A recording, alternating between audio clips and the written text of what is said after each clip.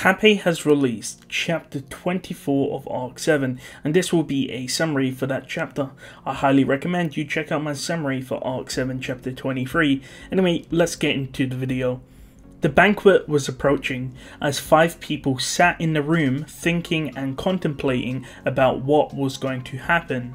The room was very tense as Subaru tried to relieve the tension, thinking nothing bad would happen. A guard called out stating that the banquet was ready. The group picked up their instruments and then had a check to see if they were carrying any weapons, but of course they weren't. Subaru noticed that Torita was struggling. She was someone who always had Mezelda with her, but now she was outside of the forest and in the middle of an enemy territory, and she was unarmed. The stress was getting to her. Either way, Subaru gave words of encouragement to Torita, which helped him and Torita relax. Subaru and the group were also greeted by 30 soldiers who will be partaking in the banquet, and also Dicker Ottoman was present. We see that his appearance betrayed Subaru's expectations. He was short, which was even shorter than Subaru, and he also had a afro, so he looked like a mascot character. On top of that, he looked very weak. As the group approached Dicker, they knelt, thanking him for the opportunity. However, Abel did not kneel. Some soldiers called him out for it, and Dicker Ottoman said it wasn't necessary to kneel. Despite that, Abel was told that his first impression was not good, so he better make it up with his dance, to which Abel said to not worry. As the opening words were said, Abel's veil was removed, mesmerizing the audience. Flop and Subaru began setting up their instruments to prepare for the dance. We get the backstory on the dance and the song used. It originates from Earth, which is why there's a mysterious allure around it. Dicker Ottoman drank and drank until the final moment a sword was placed at his neck. "You've lost," the voice said. We see that Subaru is happy as Abel presses his sword against Dicker's neck. The original plan was to get invited to Dicker's sleeping quarters, however the plan changed. We also see Abel wanted to use this as an opportunity to eliminate all of the generals at once during the banquet, however depending on the situation they would change their plan accordingly to what actually happens. Abel tells Dicker to surrender, stating that there will be blood rather than wine in the cup he's holding if he doesn't surrender. However, Dicker's eyes held hesitation in them. Dicker was wondering who the dancer was, and in that moment, another general tried to jump in but was blocked by Kuna, who threw a dagger at him. Kuna was tasked with protecting Abel. She had a tambourine and a knife which she took from the banquet, which she threw at one of the guards. Another man went in for the kill on Abel, however Torita stole a bow and arrow from a soldier and lined up a kill shot on the man attacking Abel. Abel did not hesitate or freeze. In this moment, Flop told Torita to not kill the man, so in a quick moment, Torita shot the man in the soldier instead of the back. However, as the man falls, his blade cut the hair clip holding Abel's wig in place, revealing Abel with his normal hair.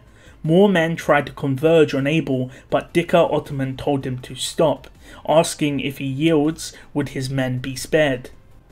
Abel responds that it depends. We see that before Dicker had the title of Womanizer, his previous title was Coward. Dicker states that if he was a womanizer and coward, surely he would then surrender at the point of a sword. Abel goes on to explain what Dicker was known for. He was a great tactician, however he had very few casualties and was more tactical than aggressive. This earned him the title of Coward. We see that Abel took this into account during his plan. If Dicker surrenders, his men won't be hurt. In other words, Dicker wouldn't have casualties, and since Dicker is a tactical person, he would make the right choice. As Dicker looked at Abel, he seemed to notice something, and then he surrendered, causing all of the Imperial soldiers to drop their weapons. With that, Abel told Subaru to go burn the flag on the roof, mainly since Subaru was the only one that didn't do anything.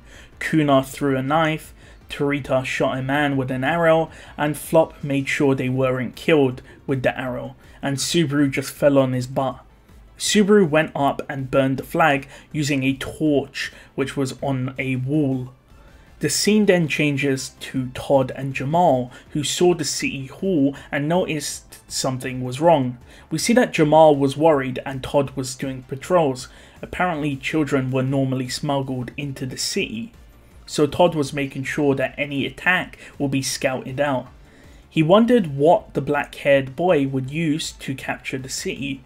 Would he simply kill every soldier and citizen alike? He didn't look strong, however there was something about him. Todd and Jamal met up and noticed the burning flag at the city hall. There was no way you could burn the national flag. However, they spotted someone, Natsumi Schwartz, a weakened woman who Todd encountered, but now seeing her, any weakness she displayed was gone. Todd realized something, stating, "Is that you?" Todd realized that this was a mad plan to take a frontal approach to get into the city. Jamal made a rush for the city hall, but Todd stopped him. Of course, Jamal didn't realize who was on the city hall. Todd, who possessed special eyes, could see who it was, but Jamal couldn't. Jamal and Todd discuss what to do. Since the flag has been burned, that means all of the soldiers and generals are dead, so retreat is the best option. It's not something Jamal wants to do, but Todd states that you can cleanse your defeat with a victory in the future as long as you live. Todd also didn't want to take a fight where he couldn't win and decided to escape. Jamal, who was mad, followed after him and they both escaped the city. Before going though, Todd states that he will remember Natsumi, the poster child for war, and the scene changes. Back at the city hall, Subaru thought it was very weird that all of the Imperial guards dropped their weapons. After all, it seems normal that when the general is killed or captured, that side loses the war. However, shouldn't the norm be that the next best in command continues the war? The Imperial Guard have way more strength, and yet with Dicker Ottoman captured, they all gave up. We see that Mezelda is drinking liquor. With the flag burned, the guard at the checkpoint gave up and let in Mezelda's team. A large majority of the Imperial Guard was also captured.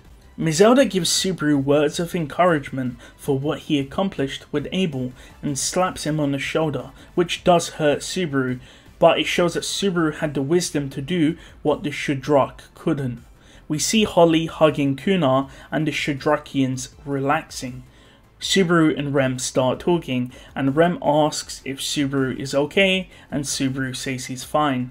Subaru was of course shocked that Rem was interested about how he was doing, but Rem states that of course she was worried because she isn't heartless, and the reason why they attacked the capital was due to her suggestion of finding a third answer, which avoided running away and bloodshed.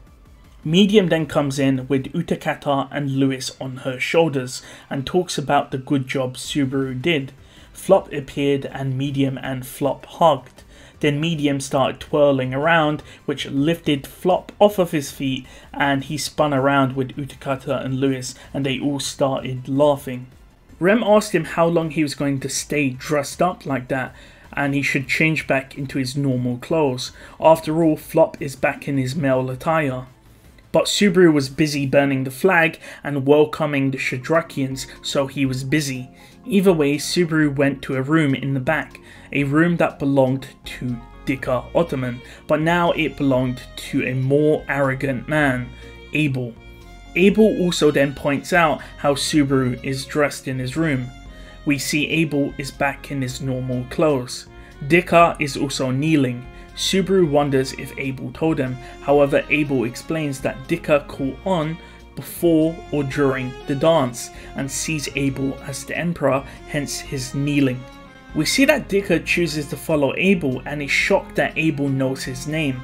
Abel explains that it's only natural for an emperor to know his general, as his generals are like his limbs. In other words, no matter what general was in the city, Abel had knowledge of them, and seemed to emit a force that says he would have conquered the city no matter what general was in the city of Guaral.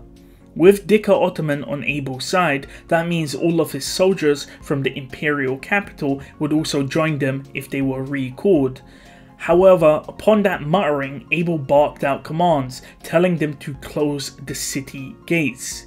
As Abel gave out the commands to close the city gates, Tarita went to execute that order. Louis started crying and was grabbing Medium's hair. Rem wanted to know what was happening, and Louis was crying, and she pointed to an empty corner of the room. Everyone looked at the empty corner. Abel called for Mazelda, who loaded her bow with 4 arrows and launched it at the corner where Louis pointed. The arrows had a very high destructive power, reminding Subaru of when he died to the hunter. From the smoke, a voice rang out, a woman's voice, and Mazelda's body was covered in flames. Water was applied to Mazelda, but it also caught on flame. Standing there was a girl with silver hair and brown skin, holding a weird stick. There's no doubt that the girl was responsible for what happened. She was called out by Abel, who knew her. This was Arakia, the second of the divine generals in Wallachia. In other words, she was the second strongest in Wallachia. The Shadrakians all surrounded Arakia as she stood there. Subaru shouted that he wouldn't let Arakia take away his victory as he picked up a sword from the floor. With that, a tornado encompassed the room, scattering everyone to the floor. Subaru could barely stay conscious. We see that Subaru's damage was minimized since Dicker Ottoman grabbed him and took the blunt of the damage. As Subaru looked around, he saw Abel looking at Arakia, his eyes still firm, albeit he was bleeding, and Subaru wondered how he survived. He looked for Rem, but noticed something about her. Abel reminds Arakia that she is on his side. That was their promise. However, Arakia states that Vincent lied about his end of the bargain. Abel then states that Chisha must have put her up to this. As Arakia walked towards Abel, who was on a balcony, Rem pushed over a pillar, crushing Arakia. However, it did nothing. Arakia looked at Rem, stating that Rem was a demon. Arakia then said that she didn't want to hurt Rem, who was her friend. Rem goes on to pick up rubble to throw at Arakia, but she simply blows away the rubble. She then launches another attack at Rem, but Subaru jumps in the way, embracing the death that would surely arrive. As he jumps, he hears a woman's voice. Subaru then looks. He could feel Rem behind him, and he was staring at the back of a woman who wore red. She then held a sword in her hand, which cut Arakia's attack apart. Arakia was also shocked. This was Priscilla Bariel, an opponent Subaru shouldn't have met here, and the chapter ends. So the chapter has ended, and I think I know exactly everything that's happened. So for those that don't know, Arakia and Vincent had a deal. Arakia had to betray Priscilla, and in return Priscilla would get her life and be able to escape Wallachia without dying. And this was in the Crimson Afterglow side story. Arakia in this chapter states that Abel didn't keep his bargain, which means that Abel somehow killed Priscilla, and I think this is where we get the Arc 7 side stories, Shadows of Conspiracy and Declaration of War. If you remember, assassins were sent to Priscilla to actually kill her. However, Aldebaran and Heinkel saved Priscilla, so she didn't die. I believe that Chisha Gold, the mastermind behind it, told Arakia that Abel killed Priscilla, so Arakia is mad at Abel. But as you can see, Abel is not involved and Priscilla is alive, so I believe next chapter Arakia won't attack Subaru in the group anymore because Priscilla is actually alive. So yeah, you could only really understand this if you've read Crimson Afterglow and you've read the Arc 7 side stories with Priscilla. I'm not too sure why Arakia calls Rem a friend, maybe because Arakia has a history with demons.